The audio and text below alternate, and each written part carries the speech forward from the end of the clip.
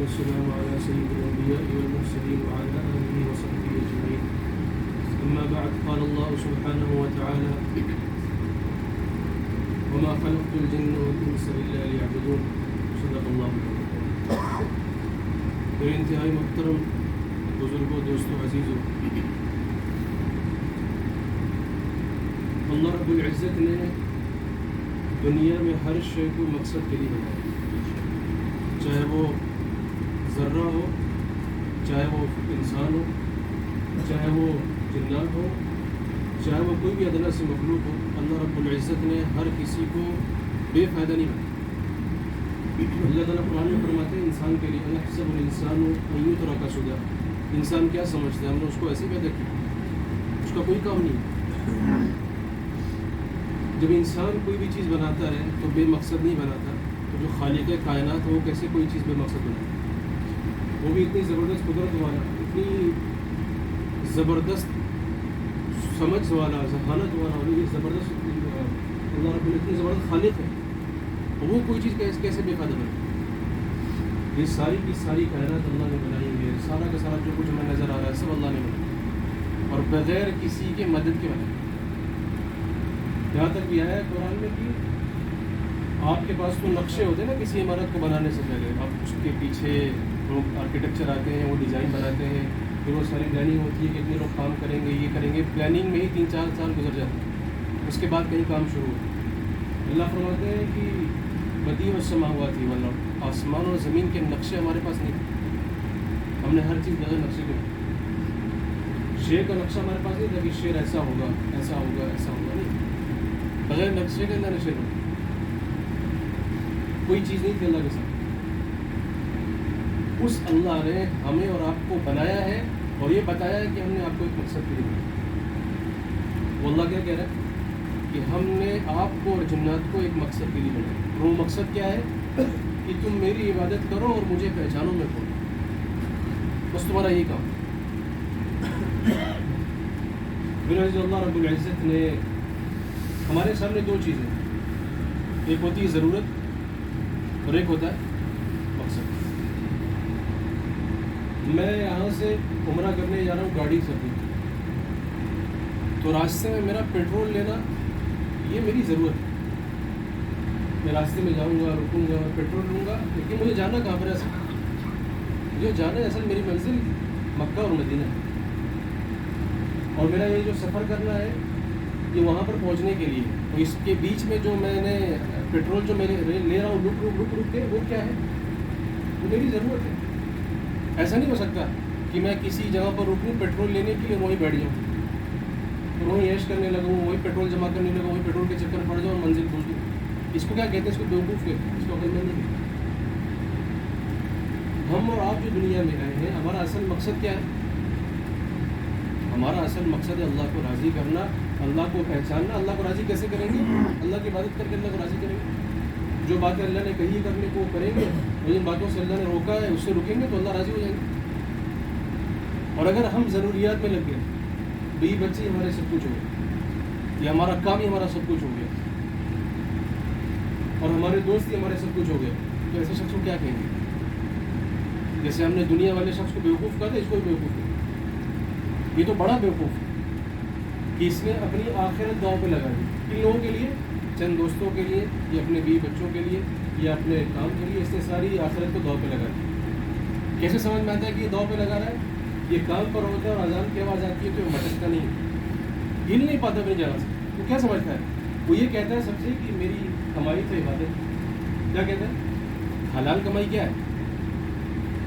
حلال کمائی کیا عبادت ہے. وہ یہ کہتا ہے سب سے. حالانکہ اذان ہو گئی، نماز ہو گئی، اور یہ کیا کہہ رہا ہے سب سے؟ کمائی تو عبادت ہے. کل قیامت کے دن سب سے پہلا حساب کس کے لیے جائے؟ نماز کا لیا جائے گا. یہ نہیں پوچھا جائے گا کہ اذان ہو رہی تو ماشاء اللہ آپ کمائی کر رہے تھے، عبادت یہ بھی عبادت نہیں کہا جائے گا. نماز کیوں نہیں پڑھی بتاؤ؟ جب اذان ہو گئی تھی تو سب سے بڑی عبادت اس وقت کی وہ نماز تھی، وہ کمائی کرنا نہیں تھی. اب جتنے پیسے اس وقت کما رہے ہو اس میں اللہ برکت دیں گے نہیں دیں گے نہیں پتا. غالی گمانی کی برکت نہیں ہوگی اس میں. نماز چھوڑ کر کون کماتا ہے؟ دکان کھولی ہوئی ہے، اذان کا وقت ہو گیا ہے، کسٹمر آ گیا، اللہ نے امتحان کے لیے کسٹمر بھیج دی. اب یہ کیا کہتا پھر رہا ہے کہ دیکھو اللہ کی نعمت آ گئی. کیا آ گیا؟ مہمان آ گیا. وہاں کیا کسٹمر آ گئے، اور وہاں اللہ آواز دے رہے ہیں مؤذن کے ذریعے. وہ کون آواز دلواتا ہے؟ اللہ آواز دلواتا ہے. کیا کہتا ہے؟ حی علی الفلاح، حی علی الصلاح، آؤ کامیابی کی طرف، آؤ نماز کی طرف، آؤ کامیابی کی طرف. اور ہم کیا کہتے ہیں؟ دیکھو اللہ کی نعمت آ گئی، گاہک آ گیا. بالکل کس کی ٹائم پہ؟ اذان کے ٹائم. اور اللہ نے یہاں پر کیا کیا ہوا ہے؟ اللہ نے یہ امتحان دیا. یہ کس کو ترجیح دیتا ہے؟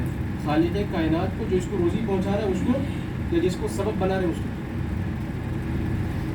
ہر آن ہر گھڑی ہمارا اللہ امتحان لیتا ہے. 24 گھنٹے اللہ ہمارا امتحان لیتا ہے، ہمیں پتہ ہی نہیں چلتا. 24 گھنٹے تنہائی میں بیٹھے ہوئے ہیں، گناہ کا خیال ہے. یہاں بھی اللہ امتحان لے رہا ہے. کرتا کیا یہ؟ مجھ سے ڈرتا ہے گناہ کرتا. بازار میں بیٹھے ہوئے ہیں، اذان کی آواز ہوگی، اب یہ بازار کے ماحول میں چلا جاتا ہے، ڈوب جاتا ہے، یہ اس بازار کے ماحول سے نکل کر میری طرف آتا ہے. میں دیکھنا چاہتا ہوں کیا کرتا ہے. یہ فرق ہے مقصد میں اور ضرورت میں. دکان میری ضرورت تھی اور میرا اللہ مجھے نماز کے بنا نہیں، میرا مقصد ہی یہ سمجھنا ہے. اچھا اذان بھی نہیں ہے، نماز بھی نہیں ہے، کچھ بھی نہیں ہے اس ٹائم پہ، آپ خالی دکان میں بیٹھ کے لین دین کا معاملہ کر رہے ہو. اتنے میں ایک شخص آیا اور وہ آپ کو حرام کام کی طرف بلا رہا ہے کہ یار تھوڑا سا سود ہو جائے، تھوڑا سا سود کا معاملہ کر لیتے ہیں کہ میں یہ چیز آپ کو بعد میں دوں گا لیکن تھوڑا نفع کے ساتھ دوں گا، پیسے بعد میں دوں گا، تھوڑا نفع کے ساتھ دوں گا. اب یہاں پر عبادت کیا ہے؟ یہاں پر عبادت یہ ہے کہ آپ اس کو پکڑا دو، یہ آپ کی عبادت ہے. اس کو کہتے ہیں حلال کمائی، اس کو اس کمائی کی عبادت کہتے ہیں. اسی وجہ سے تجارت والے ہوتے ہیں، تجار ہوتے ہیں، بزنس مین ہوتے ہیں. حدیث میں کہ کل انبیاء اور شہداء اور صدیقین اور صالحین کے ساتھ ان کا حشر ہوتا ہے. سوچو جو سچا تاجر ہوتا ہے، اس کا حشر انبیاء، صدیقین، صلحاء کے ساتھ ہوتا ہے. جو نیک لوگ اللہ کے انبیاء ہو جاؤ، انبیاء لوگ آپ ذرا سوچو تو کتنی بڑی قربانی ہوتی ہے. اور ہم کتنے آرام سے کیا کہہ دیتے ہیں کہ حلال کمائی کی تو عبادت ہے. حلال کمائی میں کچھ نہیں، عبادت تو ہے ہی وہ، لیکن اب دیکھو تو صحیح کس وقت آپ کر رہے ہیں. اس لیے میرے ہمیں سمجھنا ہے کہ مقصد کیا ہے، ضرورت کیا ہے. بیوی بچوں بیٹھے ہوئے اذان کی آواز کو کیا کرنا چاہیے؟ اللہ کے رسول اما عائشہ رضی اللہ عنہ فرماتی ہیں کہ جب بھی ہم دیکھا کرتے تھے اللہ کے رسول صلی اللہ علیہ وسلم ہم سے بالکل گھلے ملے ہوئے ہمارے ساتھ کھیل رہے ہیں اور ہمارے کاموں میں ہماری مدد کر رہے ہیں، لیکن جب اذان کی آواز سنتے تھے تو ہم لوگ ان کے لیے ایسے ہو جاتے تھے جیسے مجنبی، پہچانتے ہی نہیں تھے لگا اذان کی آواز ہوگی پہچانتے ہی نہیں تھے، حالانکہ 2 منٹ پہلے ہمارے ساتھ مذاق کرتے تھے اور ہمارے کاموں میں مدد کیا کرتے تھے، لیکن جیسے اذان کی آواز ہوئی بدل گیا اللہ کے رسول۔ یہی ہمارا موقف، اللہ کے رسول کی زندگی کیا ہے، ہمارے لیے نمونہ ہے، جو اللہ کے رسول نے کیا وہی ہمیں کرنا ہے۔ اللہ کے رسول صلی اللہ علیہ وسلم رات میں تاخیر سے آئے گھر میں، کیا کیا کرتے تھے؟ رات میں جاتے تھے اور انصار کے پاس کھڑے رہتے تھے۔ روایت میں آتا ہے کہ انصار کے پاس کھڑے ہو کر کبھی ایک پاؤں پہ کھڑے ہو کر تھک جاتے تھے، ایک پاؤں پہ کھڑے ہو کر ان کو دعوت دیا کرتے تھے، اور ایک جب بایاں پاؤں تھک جاتا تھا اس کو کھڑا کر لیتے اور دایاں پاؤں کو رکھ کر کھڑے ہو جاتے تھے، کئی گھنٹے دعوت دیا کرتے انصار۔ اور کیا کہا کرتے تھے؟ ہم نے ایسے ایسے ہجرت کی اور ہمیں مکہ والوں نے ایسی ایسی پریشانیاں پہنچائی، پھر ہم نے یہ کیا، پھر ہم نے یہ کیا، پھر ہم نے یہ کیا، اور پھر اللہ کے رسول کو آنے میں رات میں تاخیر ہو جاتی۔ اما عائشہ انتظار کرتی لیکن سوتی نہیں تھی، اما عائشہ انتظار کرتی۔ لیکن اللہ کے رسول آئے بڑی تاخیر سے اور آ کے اما عائشہ کے ساتھ لیٹ گئے۔ اما عائشہ ساری رات انتظار کر رہی تھی اللہ کے رسول، تاخیر سے اللہ کے رسول، لیکن پھر اللہ کے رسول صلی اللہ علیہ وسلم نے کیا کہا؟ لیٹے تھوڑی دیر، فرمایا کہ عائشہ مجھے چھوڑ، میں اپنے رب کے سامنے سجدے کروں۔ ساری رات انتظار کر رہی تھی، اللہ کے رسول کے دل میں بھی تھی۔ اللہ کے رسول نے کیا کیا؟ چھوڑ دو اپنے رب کے سامنے میں سجدہ کروں گا۔ عائشہ فرماتی ہے اللہ کے رسول نماز پڑھتے رہے، سجدے میں تھے، اتنا لمبا سجدے میں تھے کہ بلال آئے اور کہا کہ اللہ کے رسول صبح کا وقت پڑھتا ہے۔ آپ جو سوچو کیسے اللہ کے رسول نے سمجھایا ہمیں تمہاری زندگی کا مقصد کیا ہے اور تمہاری زندگی کا ضرورت، تمہاری زندگی کی ضرورت، بیوی بچے کا مقام کیا ہے، آپ کے کام کا مقام کیا ہے، آپ کی ہر چیز کا مقام کیا ہے، اور دین کا مقام کیا ہے۔ کہ جب دین کا کوئی کام آپ کے سامنے آ جائے تو اس کے سامنے دنیا کی کوئی چیز حیثیت نہیں ہے۔ سمجھوتا کر لینا دین کا کہ چلو تھوڑا سا دین بھی ہو جائے، تھوڑا سا دنیا ہو جائے، صحابہ کی زندگی میں نہیں ملی۔ آج ہم نے جتنے سمجھوتے کیے دین کے ساتھ، ہم اپنی حالت کو دیکھتے ہیں کہ ہمارا کیا حال ہو، اتنے سمجھوتے دین کے ساتھ، سارے سمجھوتے دین کے ساتھ ہمارے۔ تھوڑا سا یہ بھی کر لیں گے، چلو نماز تو بعد میں پڑھی جا سکتی ہے، کیا ضرورت نہیں پڑھنے کی۔ افضل وقت، اول وقت کا ثواب کیا ہے؟ کبھی اس کا ثواب مل سکتا ہے آپ کو؟ جب آخر وقت نماز پڑھو گے اس کا ثواب اول وقت میں مل سکتا ہے؟ نہیں مل سکتا، وہ قیامت تک نہیں آ سکتا، اور وہ اجر قیامت تک آپ کو نہیں مل سکتا۔ یہ ہمیں سمجھنے کی ضرورت ہے اور یہ غور کرنے کی ضرورت ہے۔ انبیاء کی زندگی کو ہم دیکھیں تو صحیح ہے۔ ابراہیم علیہ السلام کیسے مقصد پر جمے کہ خواب میں آیا کہ اپنے بیٹے کو ذبح کر دو، بیٹے کو ذبح کرنے پر بھی تیار ہو گئے کہ اللہ کی طرف سے حکم، یہ مقصد ہوتا ہے۔ مقصد کیا ہے؟ یہ اللہ کی طرف سے حکم آیا، میں ایسا کروں گا تو میرا اللہ راضی ہو جائے، یہ ہوتا ہے مقصد۔ اللہ بالکل سامنے ہے۔ محمد صلی اللہ علیہ وسلم جب قریش والے آپ کی بات کو نہیں سن رہے تھے تو آپ نے طائف کی طرف رخ کیا اور آپ طائف کی طرف گئے اور ان کو دین کی دعوت دی، تو انہوں نے خالی اللہ کے رسول کی بات کا انکار نہیں کیا بلکہ توہین آمیز کلمات کہہ کر اللہ کے رسول کو انکار کیا۔ ایک نے یہ بھی کہا کہ اللہ کو آپ کے علاوہ کوئی نہیں میرا نبی بنانے کے لیے۔ سوچو جیسے کتنا سخت جملہ بولا، اللہ کو آپ کے علاوہ کوئی نہیں ملا تھا نبی بنانے کے لیے، جو ان میں سے ایک نے بولا۔ یہاں تک نہیں چھوڑا، جب اللہ کے رسول اس علاقے کو چھوڑنے لگے تو انہوں نے اپنے بچے لگا دیے، اللہ کے رسول کو پتھر مارتے ہیں۔ یہاں تک کہ روایت میں آتا ہے کہ اللہ کے رسول کی جو چپل تھی وہ خون سے بالکل لکھپت ہو چکی۔ اللہ کے رسول کو زید بن حارثہ اس وقت آپ کے ساتھ کبھی آگے سے بچا رہے، کبھی پیچھے سے بچا رہے، لیکن بچ نہیں پا رہے تھے، اتنی تھے، سارے تھے۔ اچھا جب ایک مقام پر اللہ کے رسول بیٹھے، جب دور ہو گئے وہاں سے تو فرشتے آ گئے کہ ہم پہاڑ کے فرشتہ بھی لے کے آئے ہیں اور آپ حکم کریے کہ ان دو پہاڑوں کے درمیان ان کو ہم کچل دیں اور ختم کر دیں، کہ جنہوں نے آپ کے ساتھ یہ توہین آمیز باتیں کی ہیں ہم ان کو دو پہاڑوں کے درمیان کچل دیں گے۔ اللہ کے رسول صلی اللہ علیہ وسلم مقصد لے کے، ہماری طرح ضرورت والے نہیں تھے، اللہ کے رسول صلی اللہ علیہ وسلم مقصد لے کے آئے۔ تو مقصد کیا تھا کہ ہر انسان کو جہنم کی آگ سے بچا کر کہاں لے کے جانا ہے؟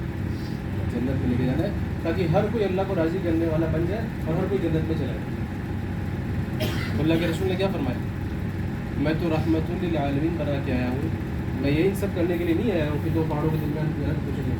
میں تو اللہ سے ہی دعا کروں گا کہ اللہ میری قوم مجھے جانتی نہیں ہے، کہ اللہ تو میری قوم کو ہدایت دے۔ یہ ان لوگوں کے اللہ کے رسول دعا فرما رہے ہیں جنہوں نے اللہ کے رسول کو پتھر مارے، اور پھر انہی کی نسل میں انہی لوگوں میں سے ایسے ایسے بڑے بڑے دین کے خادم پیدا ہوئے. اللہ کے رسول دعا کرتے ختم ہو جاتے, ختم کہانی. لیکن اللہ کے رسول نے دعا دی الٹا, تو اس کا صلہ کیا ملا کہ بعد میں انہی کی نسلوں میں سے دین کے سچے سچے خادم نکلے. یہ ہوتا ہے مقصد. ورنہ کیا ہوتا ہے کہ ہم کسی کو اللہ کی طرف بلا رہے اور وہ سامنے سے کوئی کچھ بول دیتا ہے تو ہم لڑنا شروع کر دیتے ہیں. کیوں؟ وہ سامنے والے کی ہمدردی دل میں نہیں ہے, ہمارے اندر یہ خواہش نہیں ہے, ہمارے اندر وہ ہمدردی نہیں ہے جو انبیاء علیہ السلام کے دلوں میں ہوا کرتی کہ کیسے یہ مجھے کچھ بھی کر دے. انبیاء کو تو آریوں سے چیر دیا گیا, انبیاء کو آریوں سے چیر دیا گیا, پھر بھی انہوں نے اپنے قوم کا برا نہیں چاہا. اس لیے میرا عزیزو, ہمیں اپنے مقصد کو سمجھنا ہے, ہمیں اپنے عزم کو سامنے رکھنا ہے. جو امت اپنے مقصد پر رہتی ہے اللہ رب العزت اس کو دنیا بھی عزتوں کے ساتھ رکھتے ہیں اور آخرت کو عزت نہیں ہو سکتی. آج ہماری ذلت کی سب سے بڑی وجہ کیا ہے کہ ہم نے دنیا کو مقصد اور دین کو ضرورت بنا. آج ہماری بربادی کا اصل وجہ کیا ہے کہ ہم نے دنیا کو مقصد بنا لیا ہے اور دین کو ضرورت بنا لیا.